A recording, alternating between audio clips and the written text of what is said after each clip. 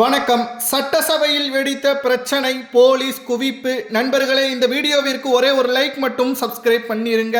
ஸ்டாலின் அவர்கள் நினைத்த அனைத்து திட்டமும் தோல்வியில் முடிந்துவிட்டது. சட்டசபையில் விஜய் அவர்களை பலிகேடாக மாற்றிவிடலாம், தனி பெரும்பான்மை இல்லாமல் ஆட்சியை கவிழ்த்து விடலாம் என்று நினைத்த ஸ்டாலின் அவர்களுக்கு மிகப்பெரிய ஒரு அதிர்ச்சி. எதிர்பாராமல் அதிமுக 30 எம்எல்ஏக்கள் தற்பொழுது விஜய் அவர்கள் முதல்வராக தொடரலாம் என்ற ஒரு ஆதரவையும், தேமுதிக பிரேமலதா அவர்களும் தற்பொழுது ஆதரவையும், முஸ்லிம் லீக் மற்றும் இடதுசாரிகளும் ஆதரவுகளையும் கொடுத்துள்ளார்கள்.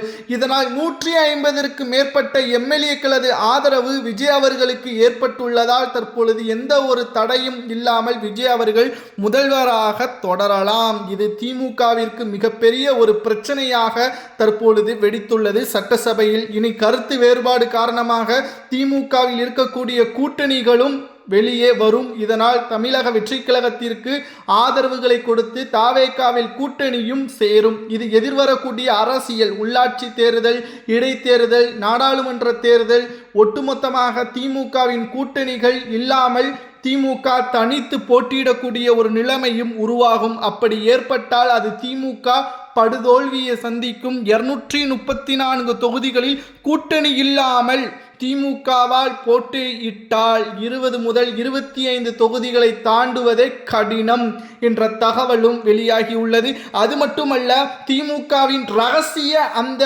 உரையாடல் கிட்டத்தட்ட விஜய் அவர்கள் முதல்வராக பொறுப்பேற்பதற்கு முன்பாக 2 தரப்பினர்களும் பேச்சுவார்த்தை நடத்தினார்கள். அது பொய்யானது என்பதை நாம் பலமுறை தெரிவித்திருந்தோம். ஆனால் அது பொய் கிடையாது. எடப்பாடி பழனிசாமி அவர்கள் அதை மறுத்துவிட்டார். சி.வி. சண்முகம் அவர்கள் வெளியிட்டுள்ள ஆதாரம், அதாவது எடப்பாடி பழனிசாமியே முதல்வராக இருக்கட்டும், திமுக வெளியே இருந்து ஆதரவுகளை கொடுப்போம், விஜய் அவர்கள் முதல்வராக வந்துவிட்டால் நமது ஊழல்கள், அதாவது திமுக செய்த ஊழல்கள் அனைத்தும் வெட்ட வெளிச்சத்திற்கு வந்துவிடும் என்று உதயநிதி அவர்கள் பல முறை, கிட்டத்தட்ட 17 முறை அதிமுகவின் மூத்த நிர்வாகிகளை தொடர்பு கொண்டு பேசியுள்ளார்.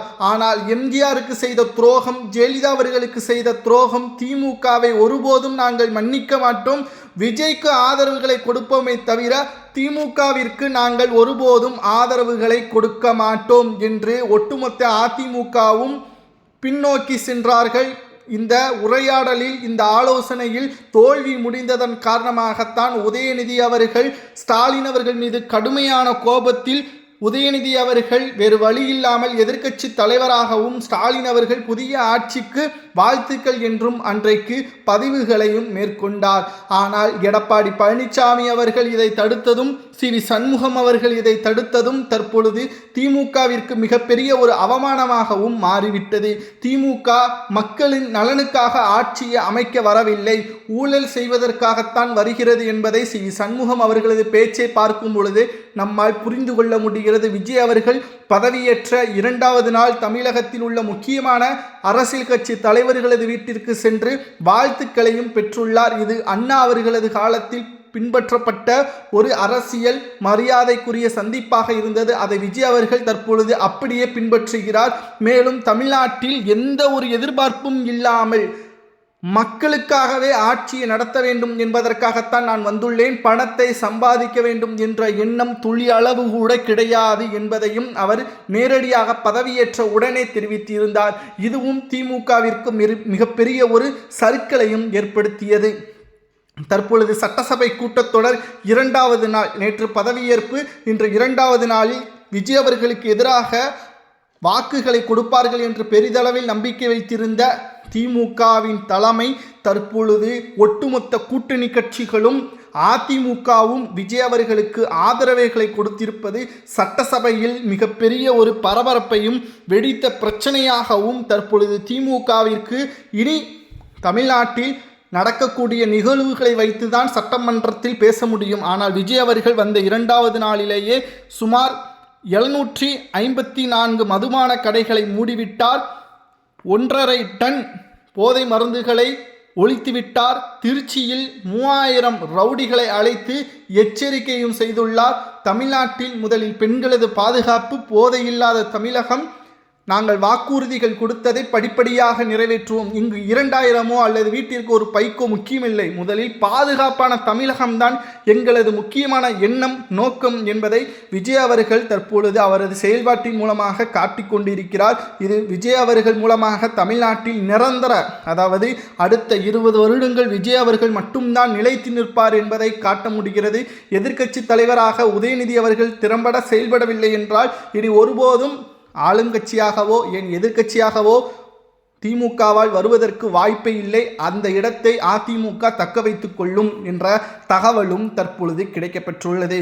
அடுத்த செய்தி, விஜய் அவர்களது மீது கடுமையான கோபத்தில் இருக்கும் துர்கா ஸ்டாலின். எனது மகனுக்கு வரவேண்டிய இடம் தற்பொழுது விஜய்க்கு சென்றதற்கு முக்கியமான 3 காரணங்கள் சேகர்பாபு மற்றும் சபரீசன் இன்னும் 2 மாஜி அமைச்சர்கள் செய்த தவறின் காரணமாகத்தான் ஒட்டுமொத்த தமிழக மக்களும் திமுகவிற்கு எதிராக வாக்குகளை செலுத்திவிட்டனர். சுமார் 1.5 கோடி வங்கி கணக்கில் 5000 ரூபாய் ஸ்டாலின் அவர்கள் போட்டதற்கு ஓட்டுக்களை நமக்குத்தான் செலுத்துவார்கள் என்ற காரணம்தான். ஆனால் விஜய் அவர்களது ஆதரவுகளை திமுக தான் உசிப்பேத்தி விஜய் அவர்களது பக்கம் திருப்பிவிட்டது. அதிலும் கொளத்தூர் தொகுதியில் ஸ்டாலின் அவர்களை பிரச்சாரத்திற்கே செல்ல விடாமல் சேகர்பாபு அவர்கள் அங்கு தடையாக இருந்து, நான் பார்த்துக் கொள்கிறேன் தலைவரை, நீங்கள் வீட்டிலேயே இருங்கள், பிற பகுதிகளுக்கு பிரச்சாரம் செல்லுங்கள், உங்களது தொகுதியில் நானே பார்த்துக் கொள்கிறேன் என்று சேகர்பாபு அவர்கள் அந்தர்பல்டி அடித்து கடைசியில் தோல்வியில் நிலைநிறுத்திவிட்டார். இதனால் சட்டமன்றத்திற்கு செல்ல முடியாத ஒரு சூழலும் தற்பொழுது உருவாகிவிட்டது.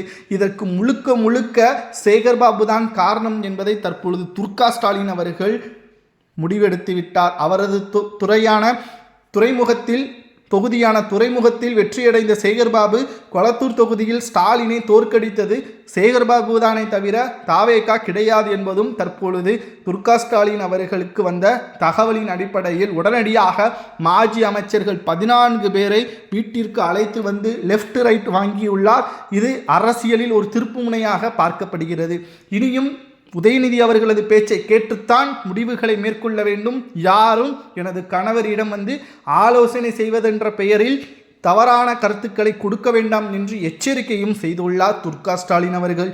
தனது வாழ்க்கை முழுவதும் ஒரே எண்ணத்தில் இருந்த துர்கா ஸ்டாலின் அவர்கள் தனது மகனை எப்படியாவது முதல்வராக ஆக்கிவிட வேண்டும் என்ற எண்ணம் தற்பொழுது விஜய் அவர்களது அரசியல் செயல்பாடுகளும் அவரது வளர்ச்சியும் தற்பொழுது இனி ஒருபோதும் உதயநிதியை முதல்வர் பதவிக்கு வர முடியாத அளவிற்கு செய்துவிட்டதாகவும் அரசியல் வட்டாரத்தில் தகவல்களையும் நம்மால் பார்க்க முடிகிறது.